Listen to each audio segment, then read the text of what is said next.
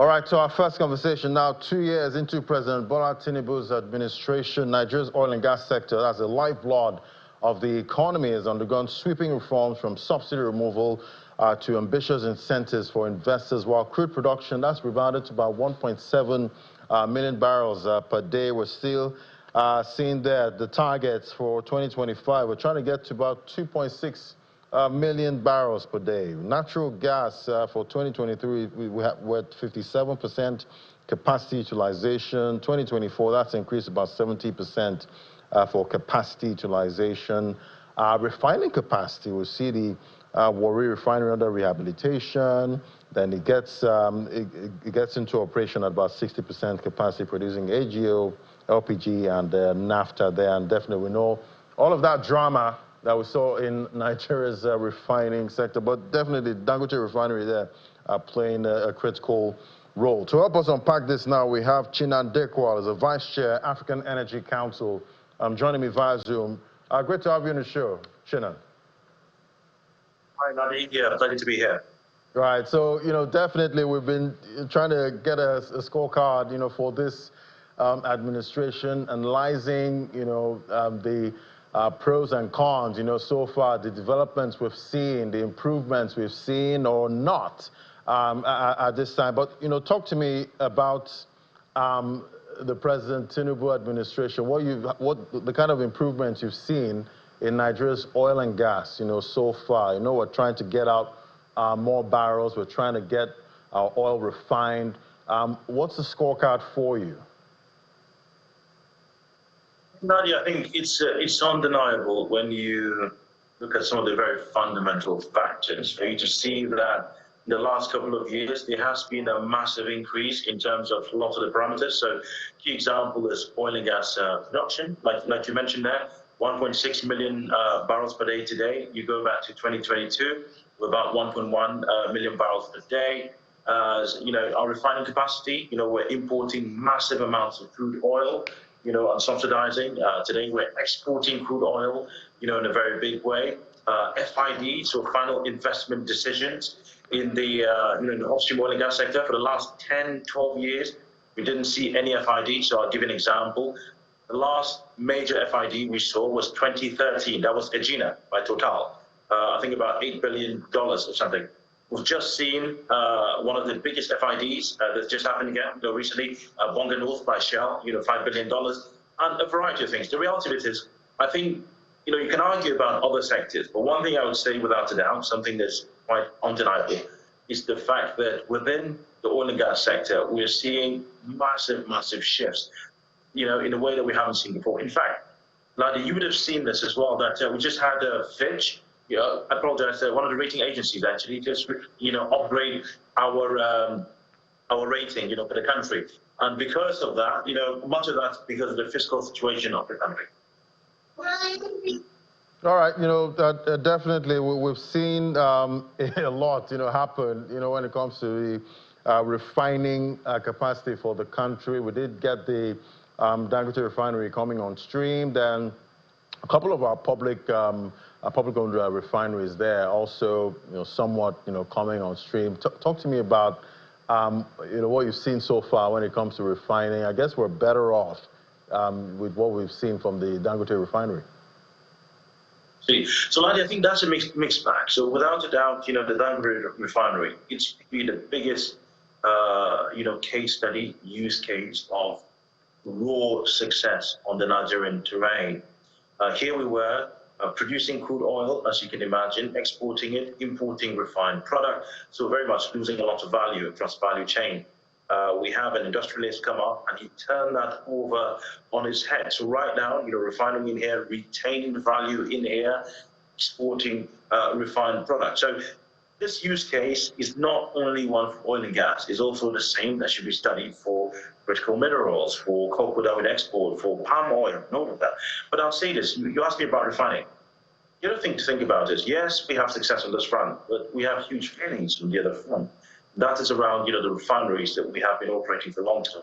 NPC, so Port Harcourt Refinery, Warri, and all of that. Just for context, we spent about $2.9 billion on turning these refineries around. It's a lot of money 2.9 billion. And, you know very well that in the last month, we've had the Port Harcourt refinery just come off online, it's not working again. So, I mean, some things like that, I think, is extremely, extremely disappointing. That amount of money can literally build a 60,000 capacity refinery, all the way from scratch, for us here in Nigeria. But beyond that, there are critical investments, I think, that we can be making and should not be throwing money away in that way. But to answer your question, when it comes to downstream, I think it's a mixed bag. My verdict is a very mixed bag. Dangote is a huge revelation. On the other front, honestly, I think it's very disappointing. But when it comes to Nigeria's upstream, that, I think, is the real telltale. We haven't seen the amount of investment that's coming into Nigeria now. We haven't seen that in the last 10 years, and we're seeing that today. I think it's very exciting. So just quickly, actually, 5 billion, Bonga North development. We've just seen again, Ladi, $1 billion from Total just committed in terms of announcements. ExxonMobil is counting about a $10 billion investment potentially to come in. Much of these are not an accident. I've got to tell you, they're not an accident. A lot of these are happening at the back of the executive order we had on 28th of February of last year, the executive order for tax breaks. Lots of those tax breaks and tax incentives are the ones that have spurred this new investments that we are seeing. All right, so we did get that executive order there for that ties, tax incentives to cost efficiency, capping credits at 20% of tax liability. Is this enough, for Nigeria's about $25 to $48 barrel production cost gap versus Saudi Arabia's $3 to $10? What are you seeing there? So it would never be enough. It would never be enough. I'm going to be very clear. But so we're comparing apples and pears here. Saudi Arabia, 100%. Some of their fields, and I'm being very careful saying this, some of their fields, the production costs about $5 per barrel. Okay, there's no question about that. If you go to Nigeria, some of our fields, if you go deep offshore, we're talking costs about 50, 55 in some cases, dollars per barrel. But we're comparing apples and pears. Saudi Arabia, largely onshore. Their reservoirs, so largely onshore means, lower cost. Their reservoirs are a lot shallower. If you drill deep into Saudi Arabia, 2 kilometers, you find, you hit crude oil.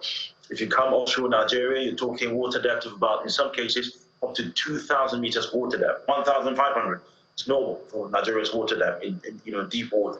And then when you drill down, you're talking about 6,000 meters of water. So if we're comparing apples and pears there, costs would never be the same. What I'll say is this, right?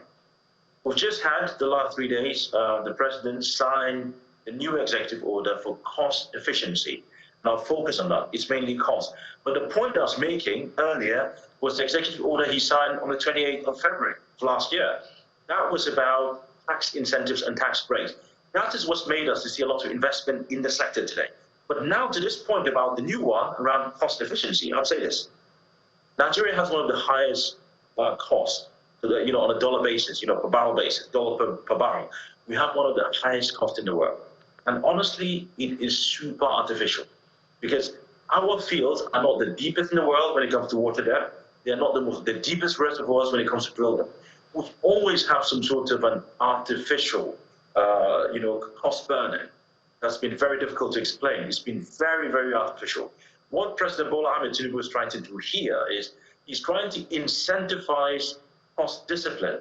He's trying to take cost discipline and pass it on to the operator. So you sit down, and if you produce on a per barrel basis, dollar per barrel basis, a certain figure, then you qualify for some tax breaks. So let me break it down. The new executive order has several facets, but some of the important ones are this. Number one, NUPRC, the regulator, is going to set benchmarks every year. So they will sit down and set a dollar per barrel benchmark, cost per barrel, a benchmark every year between, onshore, shallow water, and deep water. If your cost per barrel, say you're operating onshore, is less than that threshold, then you qualify for certain tax breaks. The tax break has been put to be the maximum. There's a cap of 20% of your taxable liability. So the maximum you can get is 20%, but that's really significant. 20% of your taxable liability is incredibly significant. There's another incentive, actually, which is beyond that. The incentive is on revenue split. So if you have a low per barrel basis, and that allows the production, when you look at the fiscals, for there to be an increase in government take, so i.e. government revenue. The Nigerian government is saying any increase, that increase you can take 50% of. Honestly, if you ask me, I think this is really exciting. Now, I've got to say, these are not new things. These are things that were borrowed as well. The revenue split is something we see in the Norwegian continental shelf, and we're bringing here, which I think is exciting. And on the front is something we've seen from Malaysia and Brazil. These are, sort of fiscal instruments that we've seen from Malaysia and Brazil. So I think on the balance of things, it's not going to change the oil and gas sector, the Nigerian upstream oil and gas sector today in the exact way we want it. But without a doubt, it takes us closer and closer to the goal of dropping our cost basis. Right, and in your experience, how much do you think right now it should cost us to bring 1 barrel of oil out of the ground? Depends. Again, that question is open. So if you talk, I'll give you average numbers. So if you're looking offshore, so Deepwater, Nigeria, I'll say on the average, you're talking, say for the sake of argument, $50 per barrel. $50, that's a standard number. If you're looking onshore, if you're looking shallow water Nigeria, so anything between 0 and 200 meters. So deep water, 200 meters and beyond, 1,500, 2,000 meters. If you're looking shallow water, we're talking between 0 roughly and 200 meters. The cost there, we're talking roughly, you can argue $25, $30 per barrel. And when you come onshore, Nigeria, some of the mature fields that we have onshore, you're probably talking much lower. I'd say probably about $17 per barrel, $20 per barrel. But the thing is, you have to understand, when you go onshore Nigeria, it becomes a bit different and murky. The reason why it's murky is because now you produce the crude oil, is at the wellhead. The story doesn't end there. You have to get that crude oil onto the market. So, i.e., how do you evacuate from there all the way to the jetty and onto the barrel, onto the barge, or the ship that takes it away. A lot of the cost we see for onshore comes from that, the midstream cost. Now you have the crude oil, how do you evacuate it way to the point where the barge takes it away? Because of the vandalism and the security challenges that we see in Nigeria, there are a huge amount of inefficiencies there. So, Ladi, it's interesting here because it's the counter argument. Lots of people are making this argument. Why is the president tackling, cost per barrel, when the first thing to fix actually is the security situation, is the lack of infrastructure, is high evacuating costs? These are fair points. With all due respect, they are fair points. But I still think that, when you have a problem, you have to look at it from different dimensions. We can fix all of those, security challenges, and they're trying very desperately to do that, but also focus on decreasing the cost per barrel of these fields. I guess, at this point, there's so much to be done there, but I guess we need to find which one to tackle first, and maybe that would have some kind of a boomerang effect on other sides there when it comes to the oil and gas value chain. But thank you so much, Chinan Dickwell. Always great having your perspective. Thank you. Pleasure. Thank you.